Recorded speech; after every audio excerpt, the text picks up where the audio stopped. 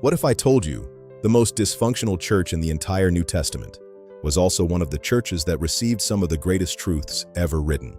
Imagine walking into a church where people were suing each other and leaders were divided into competing groups. Sexual immorality was tolerated, members abused the Lord's Supper, and people argued over spiritual gifts. Even the resurrection of Christ was being questioned. Would you stay? Most would leave after the first Sabbath. But here's what is astonishing. God didn't abandon Corinth. He sent them 2 letters. Inside those letters, we find some of the deepest, most beautiful truths ever penned by inspiration. I determined not to know anything among you except Jesus Christ and Him crucified. To understand Corinthians, you first have to understand the city of Corinth itself. Imagine New York, Las Vegas, and Dubai combined. It was one of the wealthiest cities in the Roman Empire. But alongside its wealth came moral collapse. To Corinthianize meant to live an immoral lifestyle.